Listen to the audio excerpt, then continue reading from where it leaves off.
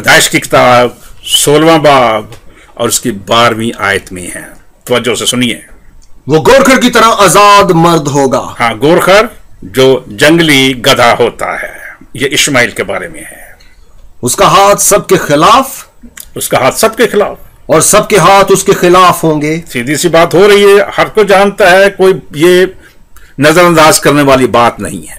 और वो अपने सब भाइयों के सामने बसा रहेगा। अपने भाइयों के सामने कि मुसलमानों को किसी तरीके से इस गलाजत में घुसा लें, मुसलमानों को किसी तरीके से ये बाइबल की गलाजत में घुसा लें, इनको साबित कर दें बाइबल से। अब ये एक वो इस्माइल फर्जी, जो बाइबल में एक इस्माइल का नाम है, उसको कह रहा है कि वो यानी कि मुसलमान जो है वो इस इस्माइल की औलाद है। इस इस्माइल से मुसलमानों का कोई ताल्लुक नहीं है, क्योंकि ये जो इस्माइल बाइबल में मज़कूर है ये ज़बीउल्लाह नहीं है, यानी कि ये अल्लाह की राह में ज़िबा नहीं हुआ था।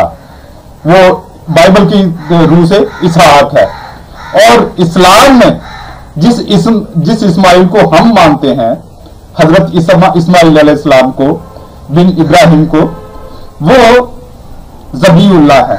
वो अल्लाह की राह में ज़िबा होने के लिए तैयार हो गए थे।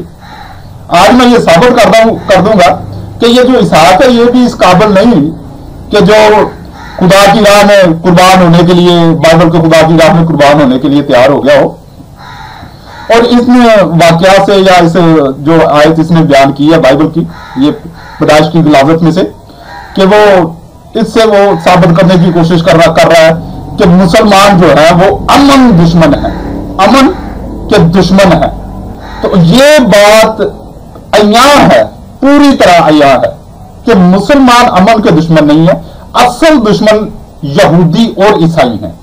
और इसका सबूत यह है कि ये जो अमन पसंद यहूदी या ईसाई हैं, ये सन 2014 में जब यहूदियों ने, वो इसराइल ने फलस्तीनियों पर हमला किया और 2000 से ज्यादा लोग मार दिए, तो मुसलमानों में से कोई इतनी ताकतवर आवाज नहीं उठी। ये मुसलमानों की बेगैरती है, मैं खुला कह रहा हूं, ये मुसलमानों की बेगैरती है। यहूदी और ईसाई इन्होंने इस पर एहतजाज किया, डट कर एहतजाज किया। उसके अलावा अब देख लें, जिस इस्लामी मुल्क में ये वो जिहाद के नाम पर फसाद हो रहा है, जिहाद का नाम लेकर फसाद हो रहा है, उनके बैकग्राउंड पर कौन है?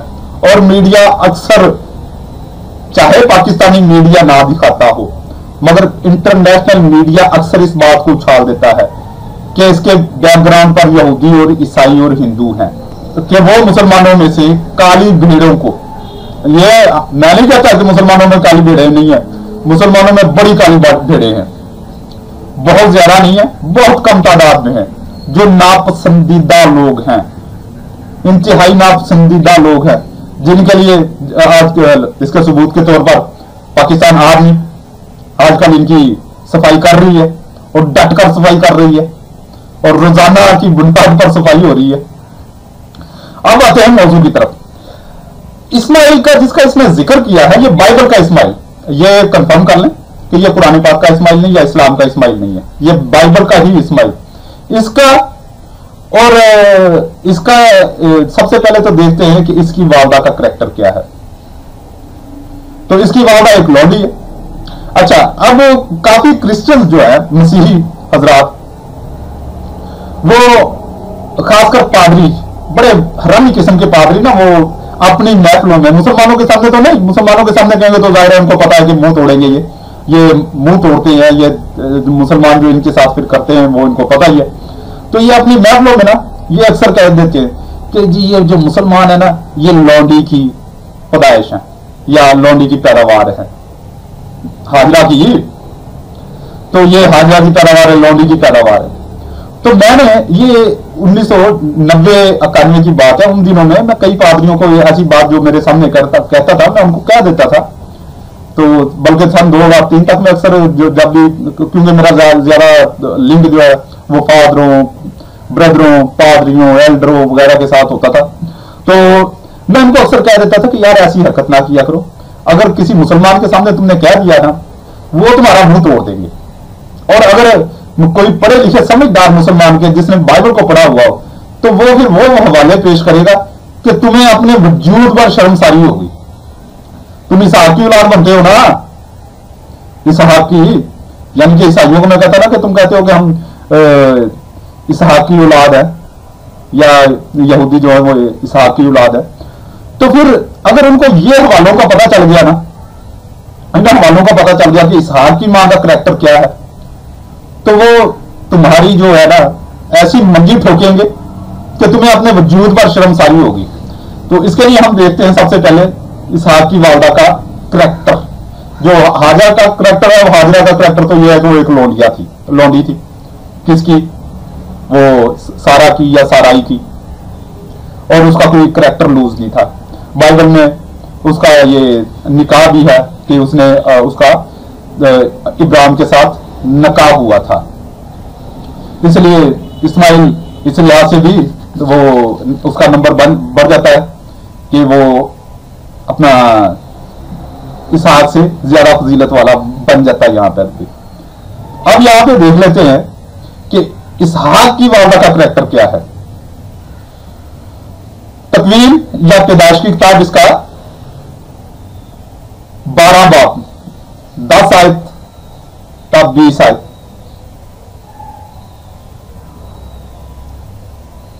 और उस मुल्क में काल पड़ा और इब्राहिम मिस्र में नीचे उतरा के वहां ठहरे, क्योंकि मुल्क में बड़ा काल पड़ गया। जब वो मिस्र में दाखिल होने के करीब था तो उसने अपनी बीवी साराई से कहा, मैं जानता हूं कि तू खूबसूरत औरत है, और जब मिस्री तुझे देखेंगे तो कहेंगे कि ये उसकी बीवी है, और मुझे मार डालेंगे और तुझे रख लेंगे। इसलिए तू कहना कि मैं उसकी बहन हूं, ताकि तेरे सबब से मुझसे अच्छा सलूक किया जाए और मेरी जान तेरी खातर बच रहे। बस जब इब्राहिम मिस्र में पहुंचा, मिस्रियों ने उस औरत को देखा कि वो नहायत खूबसूरत है, और फराउन के उमरा ने उसे देखा और फराउन के हुजूर उसकी तारीफ की, और उस औरत को उसके घर में ले गए। उसके घर में, किसके घर में? फराउन के घर में। अब वहां पे क्या हुआ होगा वो आप भी जानते हैं, आप भी जानते हैं। उसके बाद फिर क्या बना? फाहिशा निकली, टैक्सी गश्ती निकली, नहीं निकली? आगे देख लो। बाइबल की ही यानी कि ये तकवीन की विलादत में देखते हैं 20 बाब में। और इब्राहिम वहां से, यानी कि अब्राहम अब कन्वर्ट हो गया इब्राहिम में। इब्राहिम वहां से नजबा की सरजमीन की तरफ चला गया और कादेश और शोर के दरमियान ठहरा और जरार में डेरा किया। और इब्राहिम ने अपनी बीवी सारा की बाबत कहा कि वो मेरी बहन है, और जरार के बादशाह अभी मलक ने सारा को मंगवा लिया। दूसरी जगह गई, अब भी गश्ती नहीं कहोगे। आगे उसके साथ हुआ नहीं हुआ वो एक अलग बात है, मगर देख तो दिया ना, नीयत तो थी कि कर ले। ठीक है, ये है इब्राहिम का करैक्टर, ये है सारा का करैक्टर जिसकी तुम औलाद हो। इब्राहिम को क्या साबित हुआ? क्या साबित हुआ? दल्ला ही साबित हुआ ना। और उसकी बीवी क्या साबित हुई? रंडी, गश्ती, फाशा। सारा साबित होती है कि नहीं होती? आगे देखो, अब इसहाक की औकात देख लो, जिसको तुम कहते हो कि उसने अपनी मर्जी से वो छुरी के नीचे लेट गया, उसकी ये औकात है, स्टैंडर्ड उसका देख लो। इसको देखेंगे तकवीन की विलादत, इसका 26 बाब, 26 बाब, और इसकी 6-7 आयत। सो इसहाक जरार में रहा और वहां के बाशिंदों ने उससे उसकी बीवी की बाबत पूछा। वो बोला कि वो मेरी बहन है, क्योंकि वो उसे अपनी बीवी कहने से डरा ताकि वहां के लोग रिफ्का के सबब उसे कत्ल ना करें, क्योंकि वो खूबसूरत थी। अब ये औकात है जिस बंदे की, क्या वो छुरी के नीचे लेट जाएगा? जो अपनी बीवी को बीवी कहने से डरता है और उसको बहन बना लेता है, बहन बना के फिर क्या बनेगा? बहन है पंजाबी जो आप ही कह लो, मैं नहीं कहना, बहन है और बहन है। अच्छा ये है, ये औकात है, लानतियों तुम्हारी। बड़े बनते हो, हम जी इब्राहिम की औलाद हैं, हम इसहाक की औलाद हैं, ये सारा गश्ती की औलाद हो। फिर आगे वो भी कंजर ठहरा इसहाक, उसकी बीवी को उसने अपनी नियत तो कर ली ना कि अगर कोई मंगवाएगा तो भेज दूंगा, आगे उस बचत होगी वो एक अलग बात है। बाइबल ने बचत लिखी अब हुई नहीं होगी, जो वहां के हालात थे, जरार के उस इलाके के हालात थे। अब इसी को लेते हैं आगे कि क्या मसीहत में यह काम खत्म हो गया? नहीं, कतई नहीं हुआ। कहां से पता चलेगा? क्रंतियों अव्वल इसका 7 बाब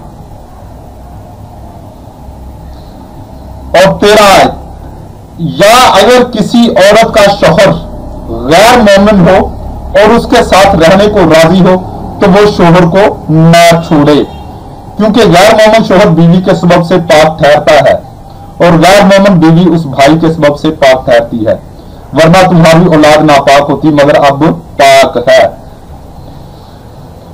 तो क्या यहां पे हुक्म मिल गया कि ईसाई औरत गैर मोमिन, यानी कि ईसाई तो अपने आप को मोमिन बनाते हैं ना, तो अब वो गैर कौम में यानी कि गैर मसीह में शादी कर सकती है, शादी कर सकती है।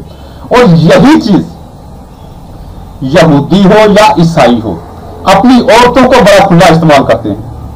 अरब के रौसा के हाथ चले जाओ, अरब के जो बादशाह हैं या अरब के जो अमीर लोग हैं उनके महलों में ईसाई लड़कियां और यहूदी लड़कियां भरी पड़ी हैं।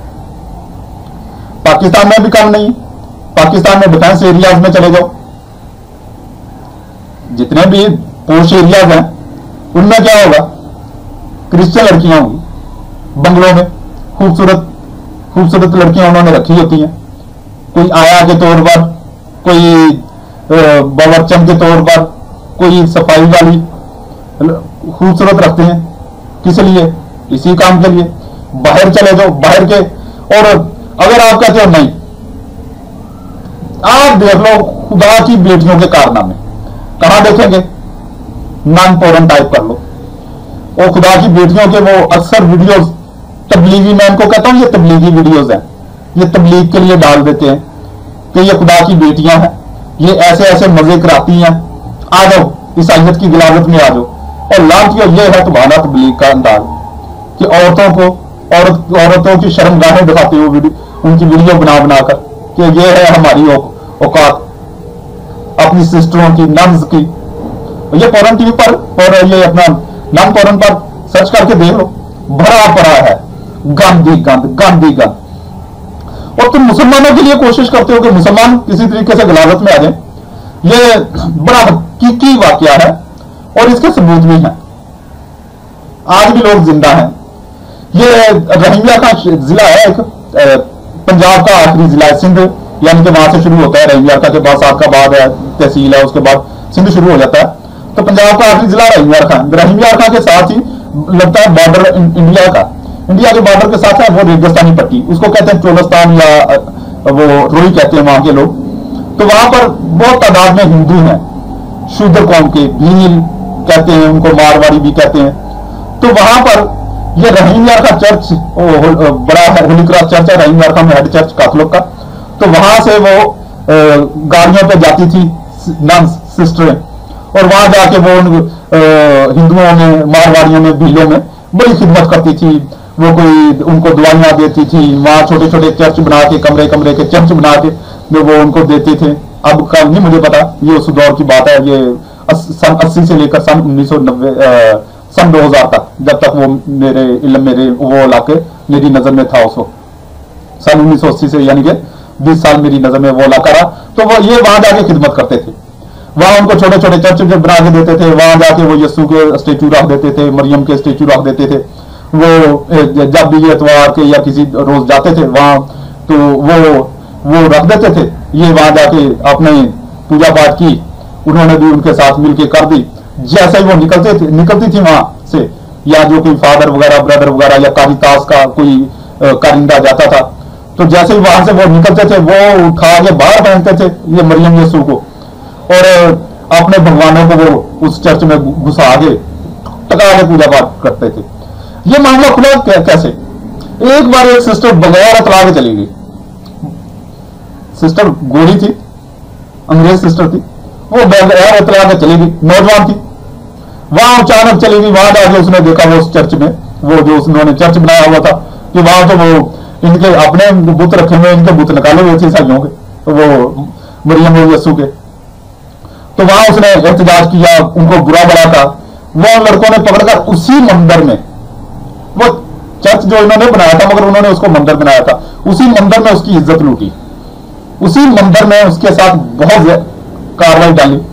वहां से ये बड़ी मुश्किल से जान बचा के वो मार देने लगे थे। तो वो वापस आई है, वापस आई, उसने रो पीट कर वो फादरों को, ये फ्रांसीसी सिस्टर थी फ्रांसिस्कन, तो वो अपनी कारगुजारी बताई कि मेरे साथ ये कुछ हुआ। ये वाकया छुपा लिया गया। हमें जब खबर पहुंची हमने बड़ा गम गुस्सा का इजहार किया, तो उन्होंने कहा कि नहीं जी इसको बात को खत्म करो। तो यह वाकया छुपा लिया गया था।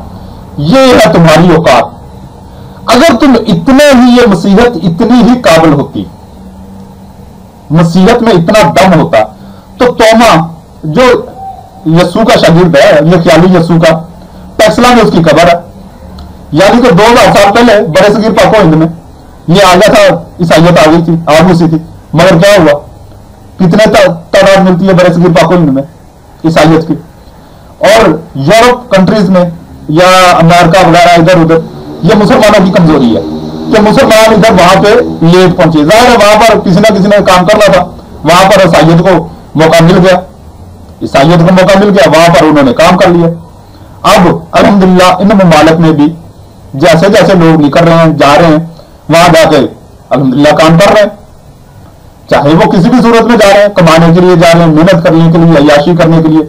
अगर 100 मुसलमान इन ममालिक में जाता है तो उसमें 5 मुसलमान तो तबलीगी होते हैं ना, जो सही तौर पर जाके वहां पे प्रीच कर रहे हैं और मीडिया पर आते रहते हैं कि फलां फलां ने इस्लाम कबूल कर लिया। अल्लाह रब्बुल इज्जत आपको भी दीन इस्लाम कबूल करने की तौफीक अता फरमाए, आमीन।